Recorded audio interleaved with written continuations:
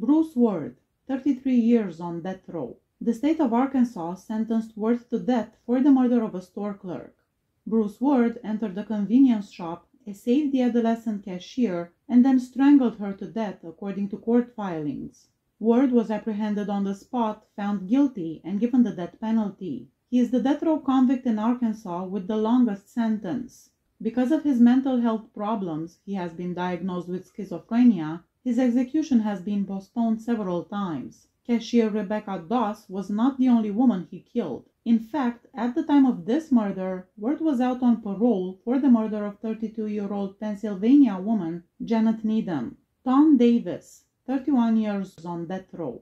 Davis was convicted in 1992 of killing Jane Daniel after breaking into her Rogers home in 1990 and shooting her with a .44 caliber revolver he found there. After coming home from a business trip, Richard Daniel saw the door leading from his garage into the kitchen hallway was ajar. He noticed a rice pan and bowl in the kitchen as soon as he got into the house, and he was surprised to see a cool cigarette butt in the rice bowl, especially since neither he nor his wife smoked. He went into the storage, noticed that the door was left open, and discovered his wife Jane lying in a pool of blood on the floor. She was dead, laying face down in a cardboard box close to the wall. An autopsy concluded that Jane Daniel had died from a wound resulting from an execution-style murder by a large caliber weapon to the back of her head.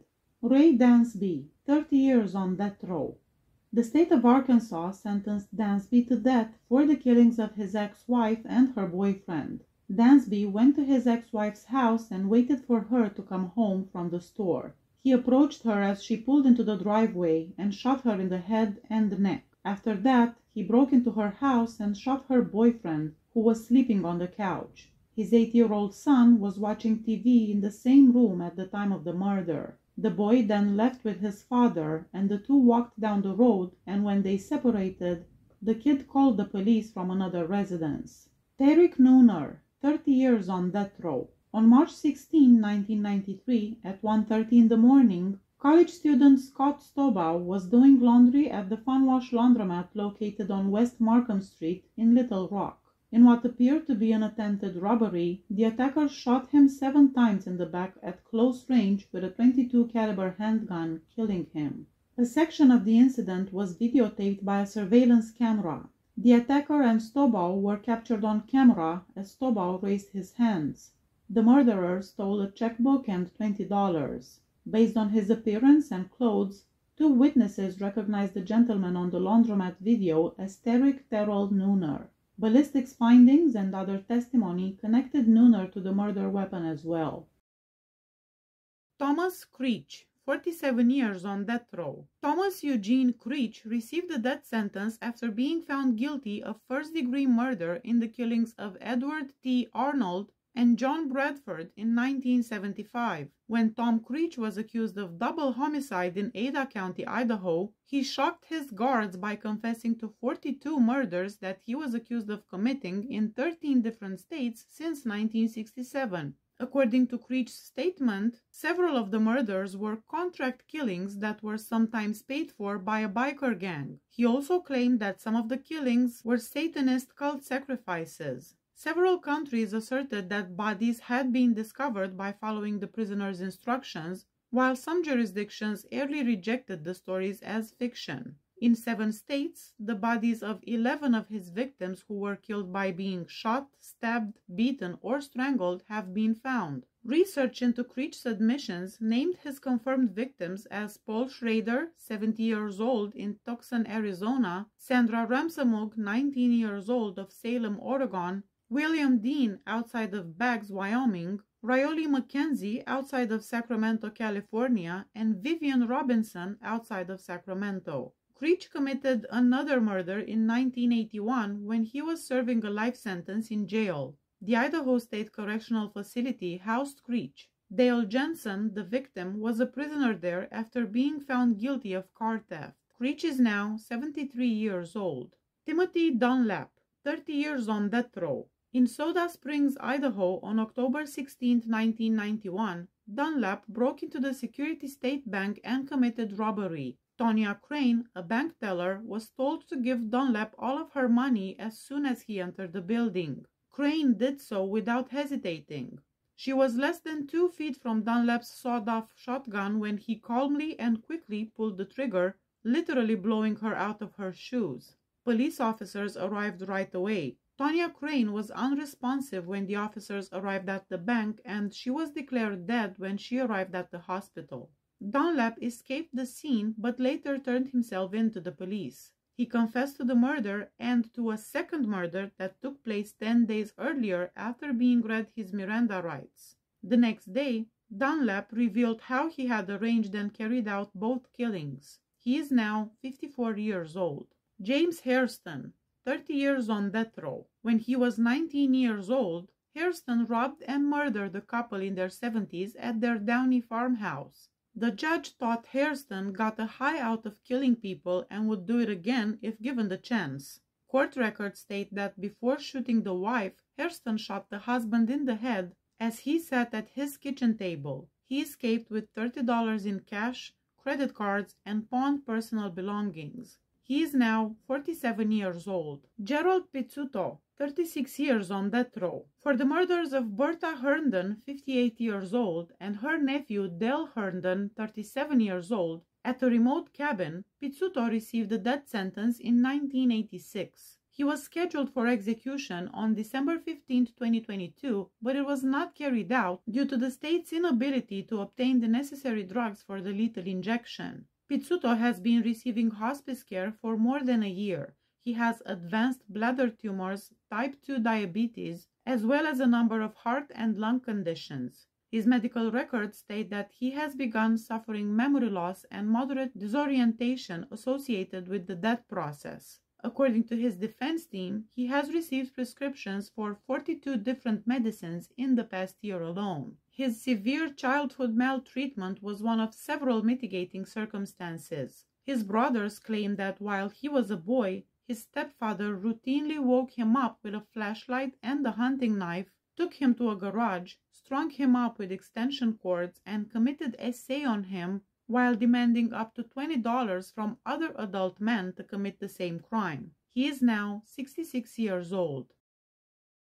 Eric Holmes, 30 years on death row. Teresa Blossel and Charles Irwin were killed and he was found guilty. Holmes' employment at Shoney's restaurant was terminated as a result of a dispute with Amy Fauci. On the day of his dismissal, Holmes and Michael Vance waited in the parking lot after closing. As they left the premises, Fauci and 2 other managers were ambushed by Holmes and Vance, who stabbed them numerous times and took the money from the bank's deposit. Teresa Blossel and Charles Irwin, the restaurant's managers, perished. Fauci lived. Vance received a 190-year sentence in a separate trial. Growing up, it was always, your mom's in heaven, mommy's in heaven, she's watching over you. I mean, I was 5 months old when my mother passed away. I had places to go, but I never had a sense of a home. And he took that from me. I never wanted to go murder somebody because I was mad because I've lost a job. You know, that's not an excuse. I was always told growing up that I was stubborn, and I got that from my mom. I didn't get it from my dad. I heard that my entire life growing up, you got that from your mom. There's nothing in this world that could happen for me to ever forgive him. He wasn't sentenced to life in prison, life on death row. He was sentenced to death. So I don't feel like justice has been served at all 30 years later. I probably wouldn't eat that day. Out of nerves, you know, thinking, is it actually going to happen, until it's done, and that sigh of relief that he's no longer here. Holmes is now 54 years old. Gary Claypass, 39 years on death row. In 1997, Claypass was convicted of stalking and murdering 20-year-old Pittsburgh State University student Carrie Williams.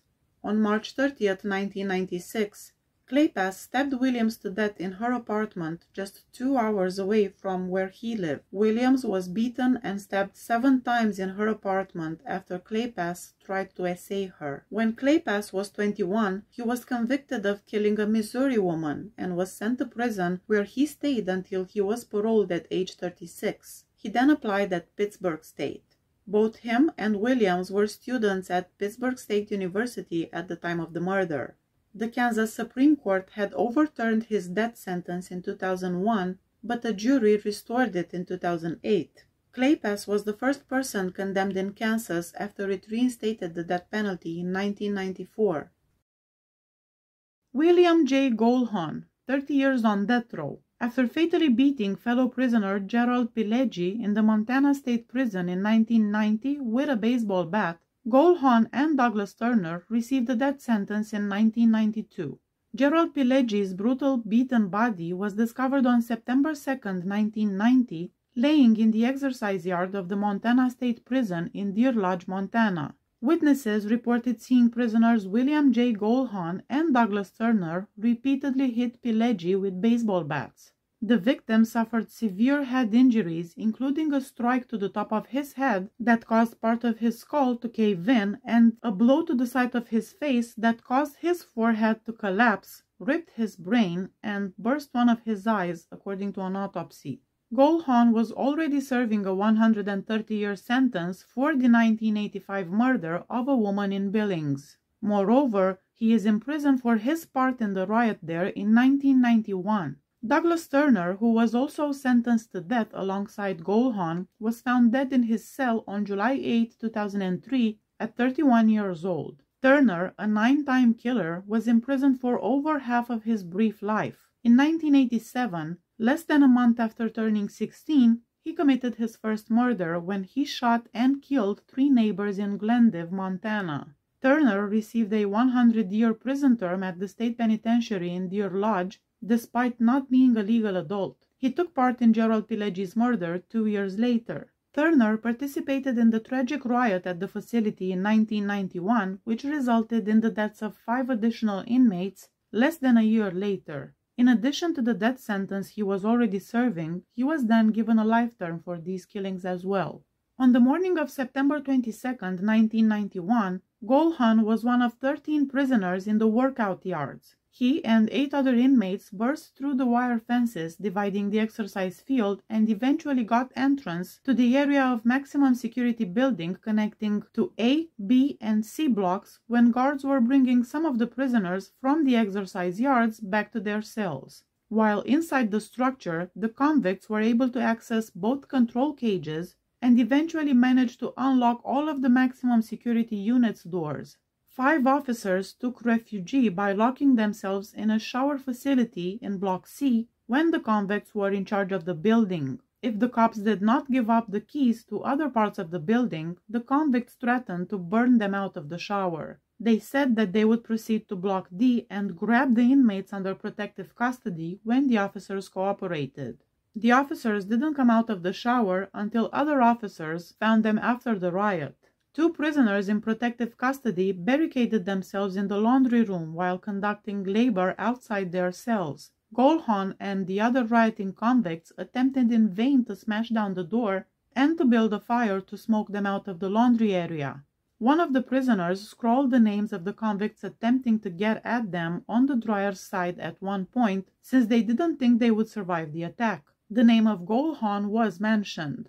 The rioting convicts invaded Block D, opened the cells, and then killed 5 of the detainees in protective custody after being unable to reach the inmates in the laundry area. Goldhorn received 5 life-in-prison sentences at this trial on top of the death penalty. Ronald Allen Smith, 39 years on death row. Smith, a Canadian who was born on September 7, 1957, was given the death penalty in Montana for a double homicide. After his request for the death penalty following his conviction, Smith received a death sentence in March 1983. He and an accomplice, Rodney Monroe, killed 2 Native American men who granted them a ride while hitchhiking 7 months earlier, while both being on LSD. They led cousins Thomas Running Rabbit, 20 years old, and Harvey Crazy Man, 23 years old, into the woods next to the highway, where they shot them both in the head with a sawed-off .22 caliber rifle. Smith and Monroe wanted to steal the victim's car, according to testimony in court. At the time, Smith added that he was curious about what it felt like to murder someone. Smith declined a plea deal that would have spared him the death penalty in exchange for a life sentence in prison. 3 weeks after entering a guilty plea, he requested and received the death penalty. Afterwards, of course, he had a change of heart. Monroe accepted the plea deal, was later moved to a Canadian prison, and has been out of jail since 1998. The Canadian government had been following Smith's case since 1983, and consular representatives regularly communicated with Smith. They also talked to his attorney, prison staff, the Office of the Governor of Montana, various Montana state officials, and the U.S. Department of State. Smith's clemency was sought in 1997 by Canadian consular representatives on humanitarian reasons, and the Governor of Montana expressed some sympathy to these demands. However, the Canadian government declared on October or November 2007 that Smith would not be granted clemency. They had previously announced a new policy that stated multiple murderers and mass murderers who are convicted in democracies that uphold the rule of law cannot necessarily count on a plea for clemency from the Canadian government and repatriation back to this country. Previously, the government had always sought clemency through diplomatic channels for Canadians who were sentenced to death in foreign nations. Smith was scheduled for execution on a number of occasions, but each execution was overturned. The United States Supreme Court rejected a petition for review in November 2001, and in 2010 it declined to hear his final appeal. As a result, the case was returned to the state of Montana for a new execution date. In an interview with Carolyn Dunn for CBC, Smith said he is a changed man and he deserves to live. I realize, just through interactions with my own family, I realize what I've done to the families of the two victims. So there's no doubt there's a lot of remorse. I'd give anything to be able to go back and change that day. I can't. Smith stated that he is happy to serve his time in prison for his crimes, but he would like to go to a Canadian prison because he has a daughter, 2 sisters, grandchildren, and a great-grandchild there. Smith's execution is the only thing that will offer peace to the family of one victim at least.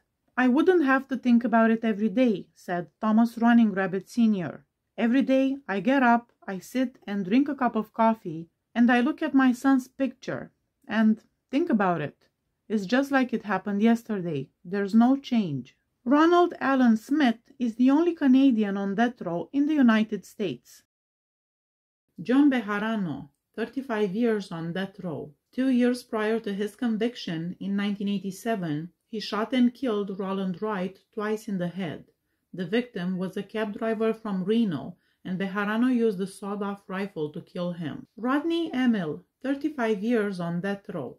He shot and killed Charles Emil, his stepfather. Dale Flanagan, 38 years on death row. In 1984, he shot and killed both his grandparents, Carl and Colleen Gordon. Richard Haberstraw, 36 years on death row. In 1986, he kidnapped Donna Kitowski, who was 20 years old. He choked and killed her. James Hill, 40 years on death row. In 1983, he essayed and murdered Altonia Matthews inside her house. He was found incompetent to understand why he was sentenced to death back in 2002, so he's not eligible for execution. Michael Hogan, 38 years on death row. In 1984, he shot Heidi Hinckley and her teenage daughter. Heidi passed away, but her daughter fortunately survived. Samuel Howard, 40 years on death row. In 1980, he shot and killed George Monoham, who was a dentist. Howard robbed the victim of just $2. He was also found incapable of understanding why he got the capital punishment. Therefore, he is not eligible for the execution. Jimmy Kirksey, 33 years on death row. In 1998, he beat a man to death. He was found ineligible for the execution because of his low IQ. William Leonard, 34 years on death row. In 1987, he was serving a sentence for killing 3 people when he stabbed another inmate to death. Charles McNelton, 30 years on death row. In 1989, he shot and killed teenager Monica Glass, who was just 16 years old. Randolph Moore, 38 years on death row. In 1984, he participated in the murders of Colleen and Carl Gordon alongside Dale Flanagan, who was also sentenced to death. Tracy Petrocelli, 41 years on death row. First convicted in 1982 for shooting and killing 3 people in the span of 6 months. Since then, he had a second trial in 2019, but he got the death penalty once more. Kittredge Powell, 32 years on death row. In 1989, he murdered a 4-year-old Malia Allen by beating her to death. Mark Rogers, 42 years on death row. In 1980, he shot and stabbed married couple Emery and Mary Strode, who were 71 and 72 years old. He also murdered their 41-year-old daughter, Miriam Treadwell. His sentence was overturned in 2015, and it's pending a new trial that was granted in 2022. Kerry Williams, 40 years on death row. In 1982, he stabbed and tortured pregnant nurse Catherine Carlson. Edward Wilson, 44 years on death row. In 1979, he murdered police officer James Hodd, who was undercover during a drug sting. Robert Ibarra, 42 years on death row. In 1979, he essayed, beat, and set on fire Nancy Griffith, who was just 15 years old. Michael Anthony Archuleta, 33 years on death row. On November 21, 1988, 25-year-old Archuleta killed Gordon Ray Church, a student at Southern Utah University, who was 28 years old. Church was picked up at a gas station in Cedar City by Archuleta and Lance Conway Wood, 20 years old, who then drove him to Cedar Canyon, where Archuleta essayed him after Church disclosed he was attracted to men, according to trial testimony. Church's still-alive body was then crammed into the back of his own car, and they drove him more than 70 miles to a secluded area in Millard County. There, Archuleta resumed the cruelty by binding jumper cables to Church's private parts and shocking him with a car battery. He was also beaten to death with a car jack, essayed with a tire iron, and buried in a shallow grave. Church's skull suffered such extensive damage that a medical examiner later testified that it appeared as though a truck had ran over his head. After 2 different trials, Archuleta and Wood were each found guilty of capital murder. Wood received a life in prison verdict, and Archuleta received a death sentence. Douglas Stewart Carter, 37 years on death row. In 1985, during an unsuccessful burglary, Carter was found guilty of stabbing and shooting an elderly Provo lady, 57-year-old Eva Olson, who was also the aunt of a former Provo police chief. 8 times in the back, once in the abdomen, and once in the neck, he stabbed the woman 10 times. Then, through a pillow, he fired a single shot into the back of her head. A telephone cable was used to bind the woman's hands behind her back. The markings on the slug that was taken from the body were found to be consistent with those made by a .38 special handgun. Police searched the crime scene, but they were unable to find the weapon. The knife that was used to cause the stab wounds was found on the floor close to the body and was taken from the Olsons' kitchen. Early to mid-March 1985 saw the first mention of Carter as a potential suspect in the investigation. For 2 reasons, the police put Carter's name on the initial list of suspects. Number 1, an eyewitness identified Carter as the likely culprit of an attempted automobile trespass that happened in the same general area about an hour or 2 before the murder. And second, the police learned that Carter's wife, Anne, had told someone that she rushed home after hearing about the homicide to see if her husband was involved. Less than 2 months later, Carter was detained in Nashville, Tennessee, and returned to Utah after being extradited. Ralph Leroy Menzies, 35 years on death row. Menzies was found guilty of kidnapping an employee at a gas station, strangling her, cutting her throat, and dumping her body in a canyon. On February 23, 1986, the Salt Lake County gas station received a complaint that Maureen Hunsaker was missing. She had been held hostage and handcuffed, an autopsy found after her death. She and Menzies were reportedly seen together in the neighborhood, according to several students. A short while afterwards, Menzies was arrested for an unrelated crime. He was in possession of Hunsaker's wallet as well as a number of other items. Menzies' flat contained several additional objects. The spouse of Maureen Hunsaker made the call to Gesay Mat Station, where she worked late on Sunday, February 23, 1986. Mrs. Hunsaker didn't answer the call. About 10 minutes past 10 that evening, Mr. Hunsaker visited the station out of concern. He came to discover that his wife and her purse were missing. At the gas station, the cops showed up and then they went with Mr. Hunsaker home. Mrs. Hunsaker dialed her home phone number at about 11:05 p.m. She said, "They told me to tell you they robbed me and got me and that I'm fine and they are going to let me go sometime tonight." Her body was discovered close to the Storm Mountain picnic area in Big Cottonwood Canyon 2 days later, on Tuesday, February 25th. I will always honor my mom. Until the day I'm unable to walk, I will go there, clean her headstone off, take her flowers. She's a great woman. I know she loved me. I know she loved me a lot, and getting to where I am today was really worrisome of whether or not I did everything that I could to honor my mom and stick by, the 10.5 short years that I had with her, of making sure that I'm still, making sure that everybody knows that she was an amazing woman and she was robbed from us and from this world. Von Lester Taylor, 31 years on death row. Taylor was found guilty of the murders of 2 women, the abduction of 2 more people, and the attempted murder of a man. While waiting for the owners to return home, Taylor and the companion broke into a vacant cabin in Weber Canyon. Taylor shot and killed 1 woman when the 3 family members arrived.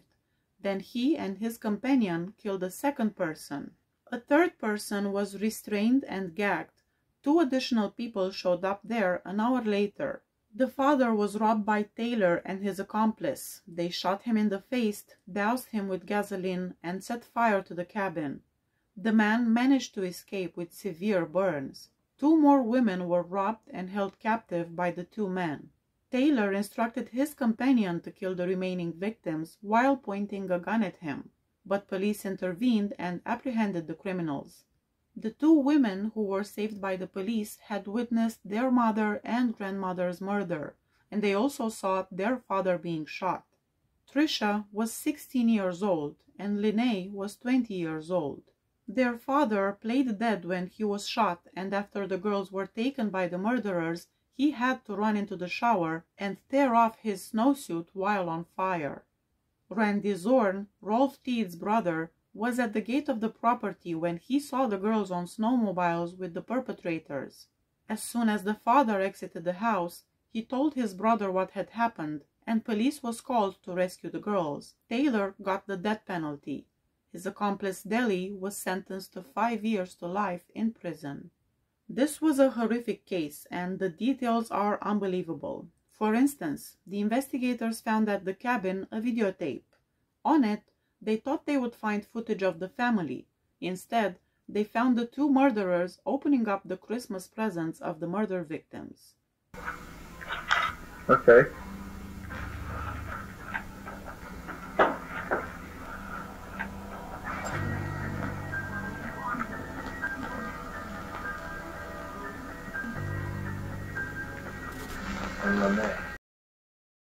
William Theodore Boliak Jr., 38 years on death row. Boliak was residing in Linda Turner's house in August 1983. In addition to Turner, Boliak's mistress Jill Harless, Turner's brother Don Anderson, and Vernon Waite also lived there. Jody Harless stayed at the Turner home while traveling to see her sister Jill. Boliak, Waite, Anderson, and Jody Harless held up acquaintance Stan Gray's house for a robbery one Friday night.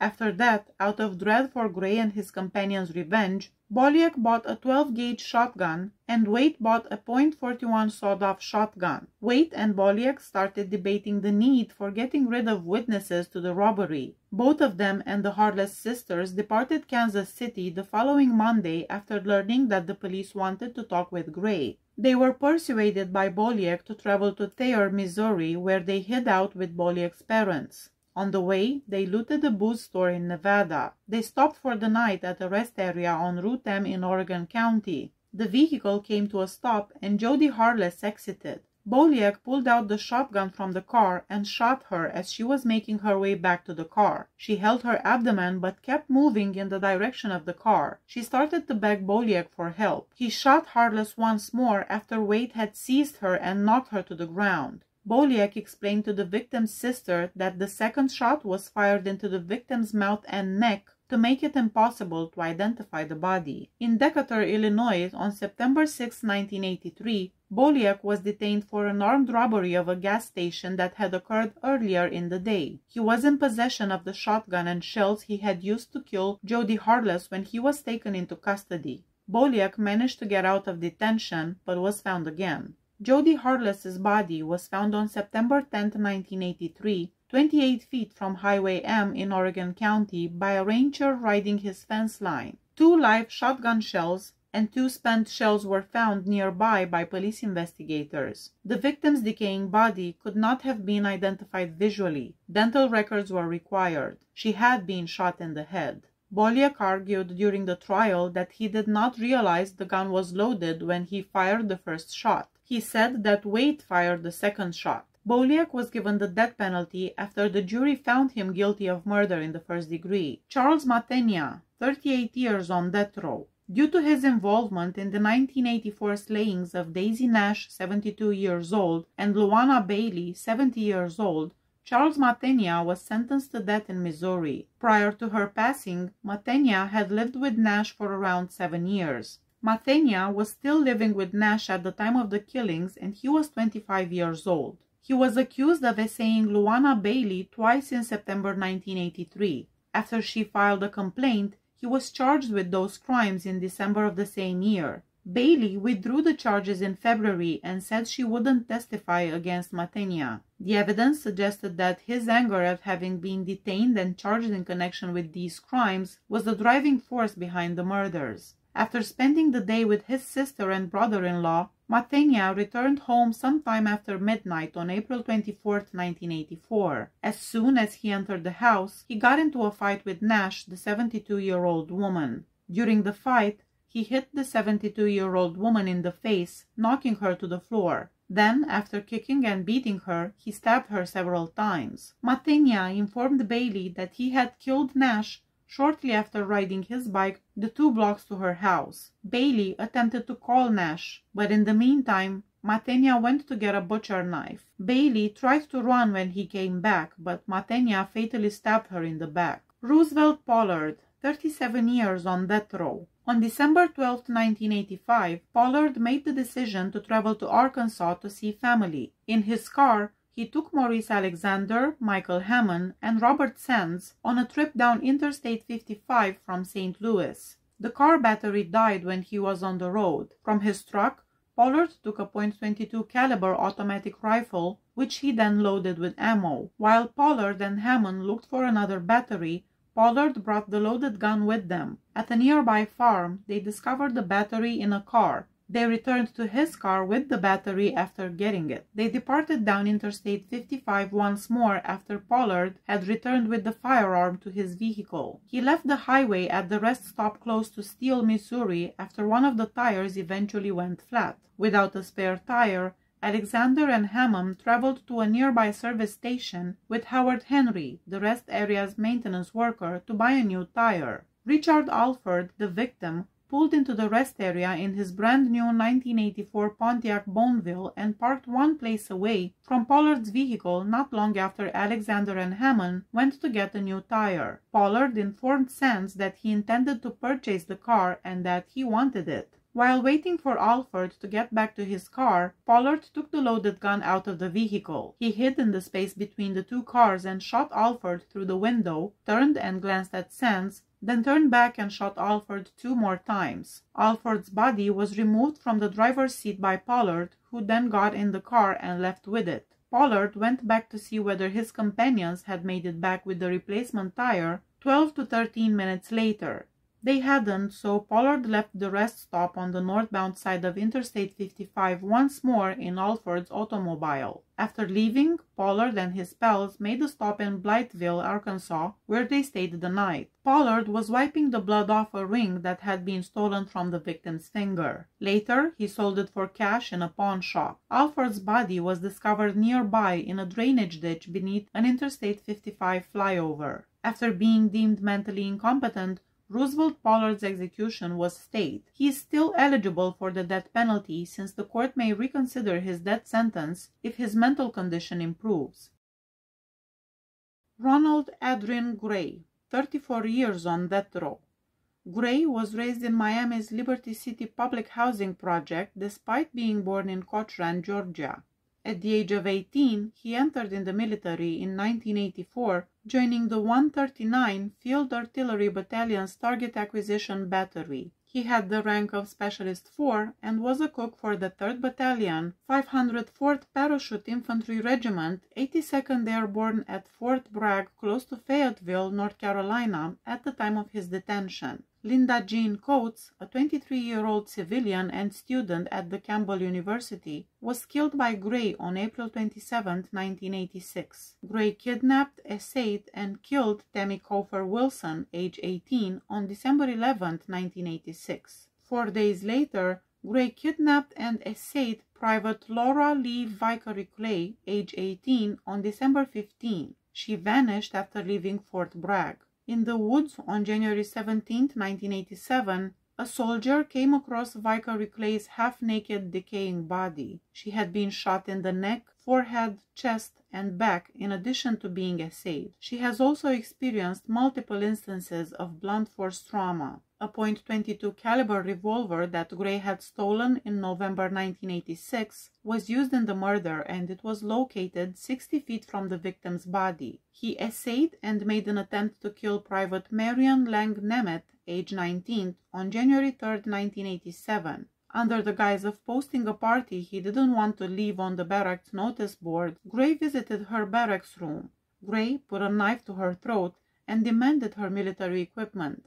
Nemeth was essayed by Gray. He then repeatedly stabbed her in the side of her body and in the neck while threatening to kill her if she yelled. Nemeth lived despite having a collapsed lung and a lacerated trachea. 3 days later, on January 6th, he essayed, robbed, and killed Kimberly Ann Ruggles, a 23-year-old civilian. A cotton belt that matched a set of black karate pants that other police officers had discovered in Gray's possession was used to tape Ruggles' lips.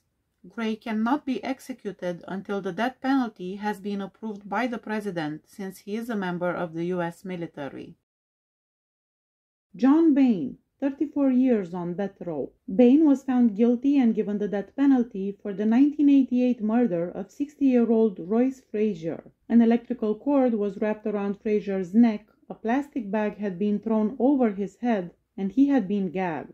It appeared that a plunger had been placed over his face to keep his head under water. Frazier's home had been broken into.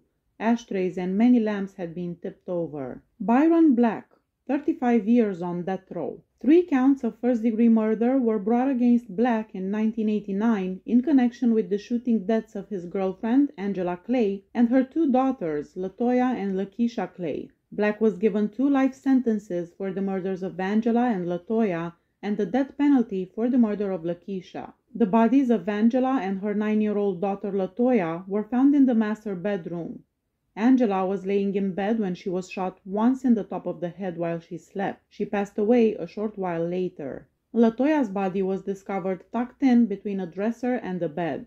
She had received a single gunshot wound to the chest and neck. Given the bullet route and type of hit, it seemed likely that she died 3 to 10 minutes after the shooting rather than instantly. 6-year-old Lakeisha's body was discovered face down on the floor beside her bed in the second bedroom. She had been shot twice, once in the pelvic region and once in the chest. After being shot, she passed away in 5 to 30 minutes. Black's fingerprints were found at the scene. Andre Bland, 30 years on death row. Bland was found guilty of shooting and killing untrained Sanders in the parking lots of an apartment complex in Memphis. Sanders was taken to the hospital by the first ambulance to arrive on the site.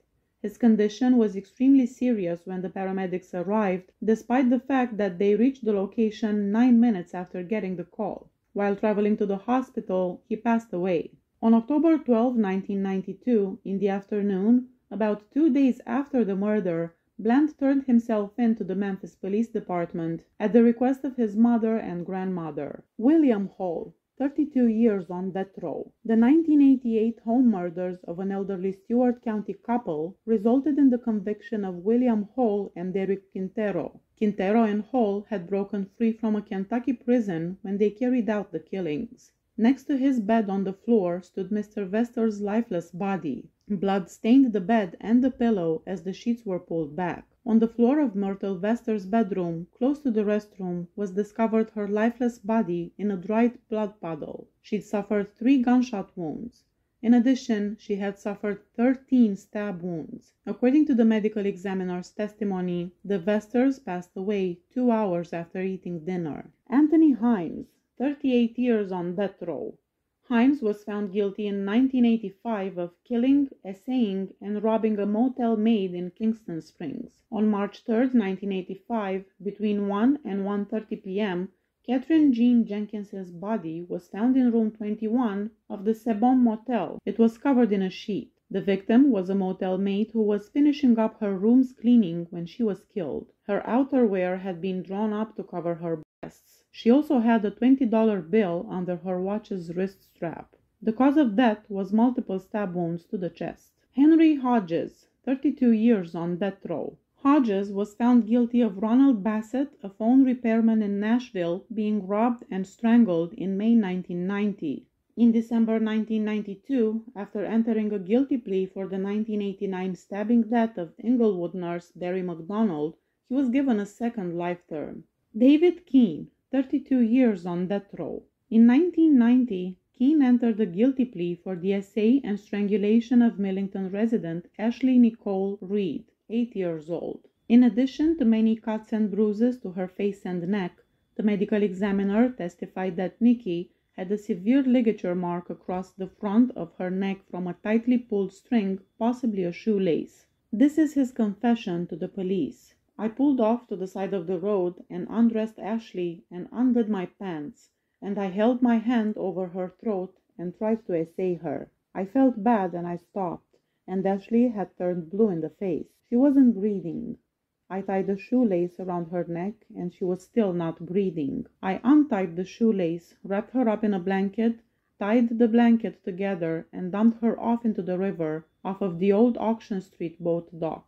Then I went back over to West Memphis and told Ashley's mother that she was spending the night at her friend Chantel's house. Terry King, 39 years on death row. Diana K. Smith, the victim, was approached by Terry King and his cousin, Don King, on July 31, 1984, in the afternoon as they were touring Cherokee Lake. After leaving, the three went to Don King's trailer, Terry King accompanying the victim in her vehicle. Terry King then went and got himself some LSD. He took some, and so did the victim. King had also consumed beer all day long and taken 1 or more tablets of substances. After getting to Don King's trailer, the victim carried on with her wine consumption. Terry King had essayed the victim and took her for a drive in her vehicle. She eventually questioned him, "Why did you all essay me?" After that, King forced her to get into the car's trunk and drove to the residence of his buddy and fellow defendant, Randall Joe Sexton. King talked to Sexton and took his firearm.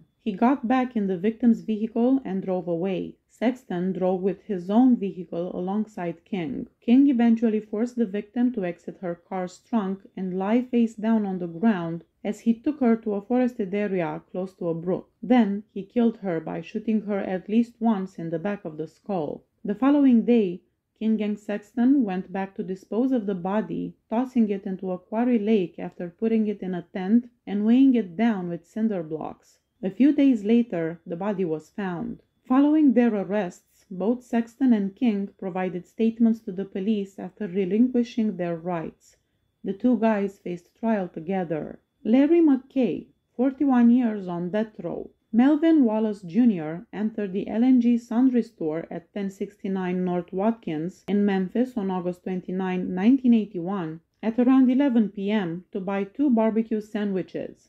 Wallace knew 2 of the men working at the Sundry store since he was a frequent customer. The employees were Benjamin Cook and Steve Jones. There were 4 men inside the store when he arrived. Michael Eugene Sample and Larry McKay were the two other black guys. Although they were strangers to Wallace, at 2:43 p.m. on August 31, 1981, he positively identified them in a lineup as Cook and Jones murderers and Sample as the man who had shot him in the leg and back and tried to shoot him in the head. Wallace stated in his deposition that he followed Cook to the back of the shop where the sandwiches were being made. McKay was standing in the back, muttering to himself while holding a quart of 45 beer. Wallace turned to face Jones and Sample in front of the store, not wanting to engage into a fight with an inebriated person. He turned to face Cook when he thought the sandwiches would be ready. Sample yelled at Wallace to stop and shot him in the thigh after Wallace broke and ran for the front door when he realized that was a robbery. Sample approached Wallace while he was trying to act dead, said, "This man ain't dead,"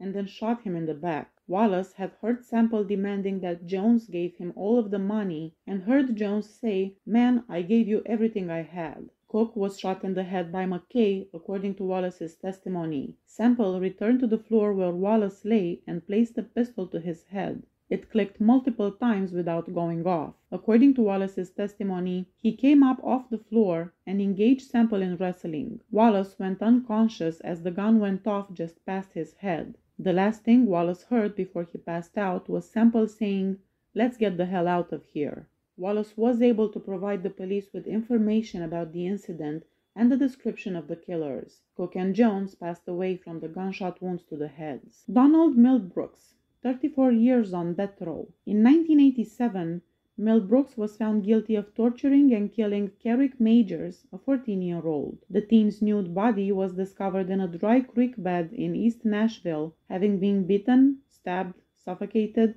essayed with a stick, sliced in a X pattern on the chest, and laying beneath a mattress. At the time of the incident, Milbrooks, who was 24 years old, along with his 17-year-old wife, Tammy, and 16-year-old buddy, Roger Brewington, pursued the victim and his companions from a temporary flea market in Nashville. Majors was taken by them, who then knocked him down and pulled him into a forested location. For multiple hours, the 4'11" tall and 112 pounds victim was subjected to torment. He was forced to drink human waste. They cut an X onto his chest. He was burned, he was essayed with a stick, struck with brass knuckles, and fatally stabbed. The victim, according to Middlebrooks' confession, was in tears and begged to have the opportunity to go to school and get an education. Majors, who was black, was the target of racial slurs from the white defendants. Harold Nichols, 34 years on death row.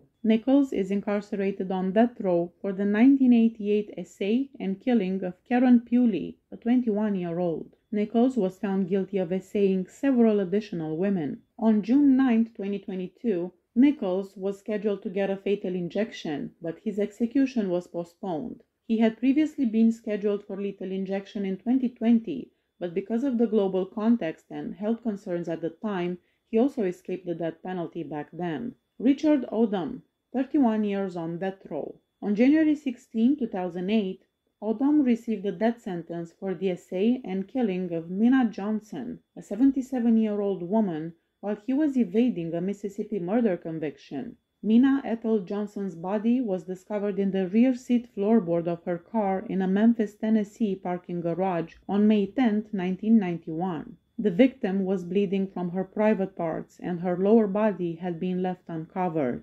The victim had 2 bloody handprints on her hips and many stab wounds on her back. In testimony, Memphis Police Department Sergeant Ronnie McWilliams stated that Odom's arrest on May 13, 1991, was made possible by fingerprints discovered in the victim's vehicle. Michael Sample, 41 years on death row. Following the shooting murders of 2 Shelby County store workers during a 1981 robbery, Michael Eugene Sample and Larry McKay were found guilty on 2 counts of felony murder each, and they both received the death penalty. During the robbery, they murdered 2 employees of the store and shot multiple times a customer. That customer survived and was able to help the authorities identify the perpetrators. Oscar Smith, 33 years on death row. A Davidson County jury condemned Smith to death in 1990 for killing his estranged wife, Judy Roberts Smith, and her 13 and 16-year-old boys, Jason and Chad Burnett. The boys can be heard crying out "Frank, no!" during a 911 call on tape that was used as evidence during Smith's trial. Before hanging up the phone, Jason was able to share his location with the police. 5 minutes later, officers who had been dispatched to the site arrived at the house. When they knocked on the front door, nobody answered. The officers concluded that there had been a false call because everything seemed to be peaceful, and they just left. It was not until 3 p.m. the next day that the bodies of Judy, Jason, and Chad were discovered. Chad's body was found face up on the kitchen floor. The phone had been ripped off the wall, and there was a lot of blood on the floor and wall. The room was a complete mess. The chamber had an awl, a device used in leatherworking that resembles an ice pick. 3 shots had hit Chad, one in the upper chest, one in the right shoulder, and one in the inside of the left eyebrow. The final 2 wounds were deadly contact wounds. In addition, Chad suffered many knife stab wounds to his back, belly, and chest. He had cuts on his hands from defense, and his neck had been slashed. His injuries had all happened prior to his passing. Judy Smith's body was discovered in the front bedroom, lying on its back on a bed. The paneled wall beside the bed had blood all over it. She had sustained gunshot wounds to her neck and left arm. The gunshot wound destroyed her spinal cord and resulted in immediate paralysis, unconsciousness, and death. Her neck had been sliced shortly after her death, and similar to Chad, she had been stabbed with a knife and something that looked like an ice pick or awl. According to the medical examiner, Judy and Chad both passed away from many gunshot and stabbing wounds. The youngest son of Judy, Jason, who called 911, was found dead, laying on his left side on the floor near the foot of the bed where his mother was laying. He was not shot, but his hands were covered with several defensive wounds. He had been stabbed in the chest and abdomen, and his neck had been cut. 2 of the cuts to the abdomen had been lethal because they had cut important veins. Through these wounds, his small bowel protruded from his body. Jason had sustained all of his injuries before passing away. According to the medical examiner's testimony, he suffered many stab wounds, and this caused him to bleed to death over a period of several minutes. Jonathan Stevenson, 33 years on death row. Stevenson was found guilty of employing a hitman to murder his wife Lisa, who was fatally shot in the head in 1989 with a powerful rifle. Despite their disagreements over who actually fired the last shot, Stevenson or Ralph Thompson, the hired hitman, both men were found guilty in different trials. The highest court in the state held that Stevenson should die for luring his wife away from their 4-year-old son and 8-month-old infant, and for promising to pay for her murder with money, a truck, a motor, and a boat. Because of the notoriety surrounding Stevenson's trial, Thompson's trial was moved to another location, and the Sevier County jury returned a life sentence. Please hit that subscribe button if you like my channel. See you next time. Bye bye.